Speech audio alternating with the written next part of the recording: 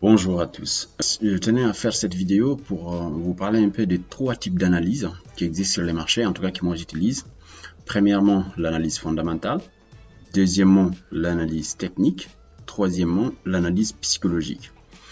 On revient sur le premier qui est celui de l'analyse fondamentale. L'analyse fondamentale, c'est l'étude sur le comportement ou l'état de santé d'un pays ou d'une zone monétaire donnée. D'accord? Et ça, c'est l'analyse fondamentale. Et une fois que vous comprenez ce qui se passe exactement dans tel pays ou dans un autre, maintenant vous passez sur les graphiques. Les graphiques viennent toujours en deuxième position pour information. Mais vous n'êtes pas obligé de faire l'analyse fondamentale si vous faites que du forex et à court terme. Enfin, et à long terme. Si c'est du court terme, parfois il faut quand même se renseigner parce que vous pouvez rentrer en position et immédiatement l'information tombe et il y a des grosses bougies ou des mèches maudites qui partent dans tous les sens, et ben vous êtes stoppé. Malheureusement, vous perdez votre position. Maintenant, si vous savez exactement quelle information va suivre, il y a une possibilité que voilà, vous ne vous mettez pas devant la gueule du loup, quoi, comme on dit. C'est un jargon un peu que les gens utilisent. Mais vous savez, si un caïman est dans la mer, mieux vaut ne pas jouer à côté. Il faut s'étirer. Parce qu'il y a des gros qui vont rentrer et sortir directement sur les marchés, mais si vous êtes là aussi, eh ben, malheureusement, vous prenez le coup. Ici, vous avez votre ordinateur. Vous allez, pour avoir vraiment le site que moi j'utilise, vous allez sur Google, vous mettez investing. C'est très simple, hein. Faut bien qu'ils cliquent. Investing.com. Voilà, il est là. Investing.com. Vous cliquez. Vous prenez le premier. Voilà, vous aurez quelque chose comme ça. Bah, si vous n'êtes pas à l'aise en anglais, vous mettez en français. Ça sert à notre cas. Et là, vous avez toutes ces informations-là. Vous avez les marchés, connaissances, nouvelles, analyse graphique, ainsi de suite. Vous pouvez cliquer hein, et aller étape par étape pour comprendre ce qui se passe. Mais moi, honnêtement, je ne l'utilise pas pour tout ça. Tout ce qui se fait après, c'est de cliquer là, descendre, jusqu'à atterrir calendrier économique. Calendrier économique, il est là. Vous touchez, vous cliquez une fois. Et quand vous cliquez, vous allez trouver quelque chose comme ceci. Vous prenez ici filtre. Avant de regarder quoi que ce soit, venez là d'abord. Venez filtre, vous cliquez. Vous descendez tout en bas. Il y a un tout petit travail, mais après c'est fini. Hein, vous l'aurez pris devant vous. Et vous cliquez ici sur 3 étoiles.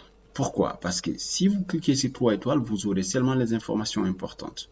Mais aujourd'hui, pour l'exemple, on va prendre des étoiles parce que sinon, il y a une seule information, celle de la Nouvelle-Zélande à minuit 30, c'est déjà passé l'information. Donc, voilà, on peut pas, on traite pas à des horaires comme ça parce que c'est des horaires, disons, pour les marchés asiatiques. Et nous, on est voilà, on est en Europe. Donc, notre fuseau horaire sur les marchés, c'est de 9h à 17h30, si j'ai envie de dire. C'est là qu'il faut trader. Alors, le Forex, il est ouvert à 24. Mais je suppose que vous n'allez pas faire que le Forex. Vous allez faire d'autres choses. Vous allez acheter d'autres produits financiers pour, voilà, hein, pour diversifier un peu vos investissements.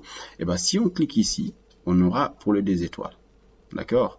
Et là, on aura un peu plus d'informations. On n'aura pas que le New-Zélandais ou enfin, les informations de la Nouvelle-Zélande. On aura un peu plus d'informations. On va revenir pour voir. Voilà. On va voir qu'on aura un peu plus maintenant. Calendrier économique. Voilà. Vous cliquez. Enfin, on a juste fait un petit retour hein, pour ceux qui n'étaient pas là. Et même pour deux informations, il n'y a pas. Donc, il faut trouver, voilà, il faut, par exemple, si on vient ici pour hier on en avait beaucoup. Voilà, on avait un pour les États-Unis, connaissance de biens, commande des biens durables de base, à 14h30. À 14h30 également, on avait le PIB, voilà, le PIB, un produit intérieur brut. Et ici, 14h30 également, on avait réclamation initiale sans emploi. Et à 16h, on avait vente de maisons en attente.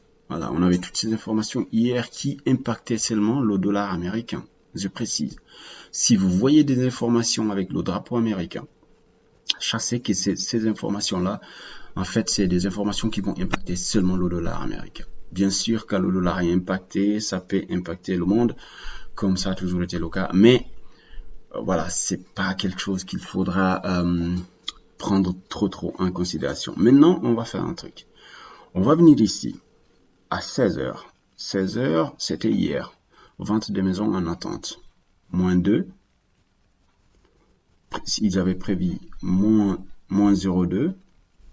Le précédent, c'était 0,5%. Et ben, vous voyez, l'information, ça a été négatif pour les États-Unis. Et quand c'est négatif pour les États-Unis, et ben, le dollar, généralement, il s'affaiblit. Vous voyez? Et si c'est, ils avaient prévu moins 0,2%, mais ça, c'était voilà, dans la plupart des cas, ce qu'ils prévoient et ce qui tombe peut être différent. Voilà, mais c'est pour ça, en fait, mais ça dure généralement entre 30 et 45 minutes. L'information, après, vous pouvez bien sûr passer à autre chose si vous voulez. Mais l'idée, c'est ça, en fait. L'idée, c'est ça. C'est de cocher en plus ici, là où il y a les drapeaux. Vous pouvez voir, moi, j'ai pris pour la Belgique, l'Australie, la Chine, le Canada, le Brésil. Tout ça, vous pouvez cocher et décocher. Hein. Par exemple, si vous voulez pas avoir des informations sur le Brésil, vous cochez ici et ben, vous l'enlevez. Fini. Vous, ça ne vous coûte rien du tout parce que de toute façon le Brésil, peu de personnes. Ici l'Indonésie par exemple, je le décoche, je sais même pas pourquoi je l'avais coché. Hong Kong, Allemagne, ça m'intéresse. Italie, Japon, pareil parce qu'ils traitent leur monnaie. Hongrie, Inde-Hongrie, oui. Hongrie, non, j'enlève. Je sais même pas pourquoi je l'avais laissé. Et puis là, le Portugal, bien sûr, Afrique du Sud, Espagne, tout ça, Royaume-Uni, tout ça, les États-Unis. Ça, c'est des choses qui m'intéressent. Et la Suisse. Voilà, donc l'idée, c'est ça. L'outil, il est là. Donc, vous allez sur Google, vous tapez investing.com, vous cliquez ici, une fois que la plateforme est ouverte, vous descendez un tout petit peu jusqu'au milieu, vous cherchez calendrier économique. Vous cliquez calendrier économique et une fois comme ça, voilà, vous descendez encore jusqu'à là, vous cliquez sur filtre, d'accord? Je précise filtre, parce que sinon vous allez avoir beaucoup d'informations et malheureusement ça va pas servir à grand chose. Et ici, vous sélectionnez les pays que vous voulez, parfois c'est sélectionné, hein, mais voilà, c'est d'une façon un peu... c'est eux qui ont fait, quoi, juste pour vous donner une idée. Maintenant, vous descendez plus bas, vous cliquez seulement sur 3 étoiles. Ici, on va cliquer aussi sur 2. Voilà. Et c'est tout bon. Donc, appli. Vous voyez, quand on a mis pour 2 étoiles, eh ben, il y en a beaucoup. Il y en a plein d'informations. Voilà. On avait un minuit et ainsi de suite. Et puis après, on a un tout ça, ça va impacter la monnaie anglaise.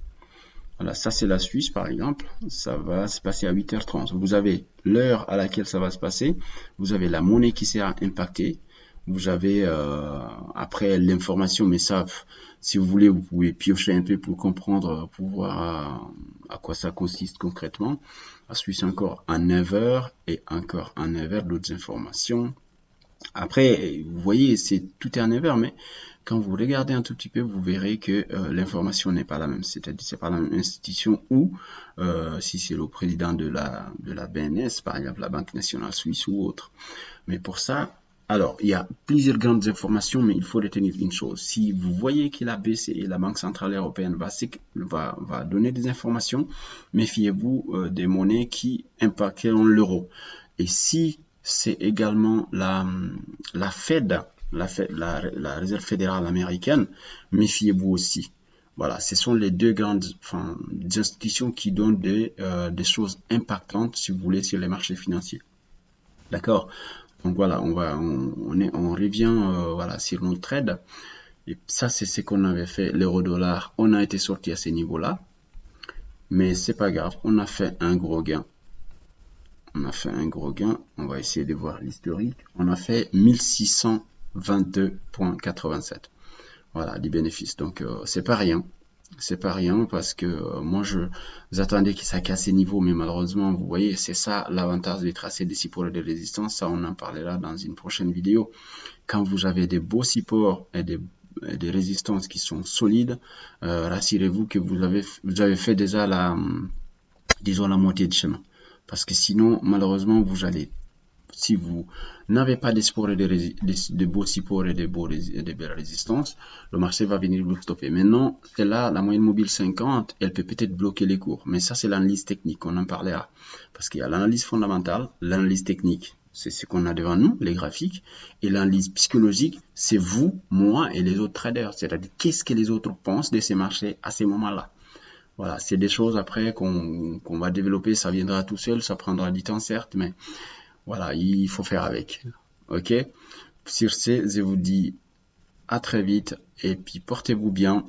Retenez juste, c'est investing.com. Vous allez sur filtre en bas et puis vous cochez sur 3 étoiles pour avoir que les informations utiles et importantes. Et puis après, voilà, vous attendez. Si jamais il y a une information, si vous faites du forex, idéalement, c'est d'attendre. Si vous voulez, vous pouvez prendre des scalps en 2-3 trades, mais généralement, vous faites toujours sortir du marché. Portez-vous bien et bonne journée, beau week-end également.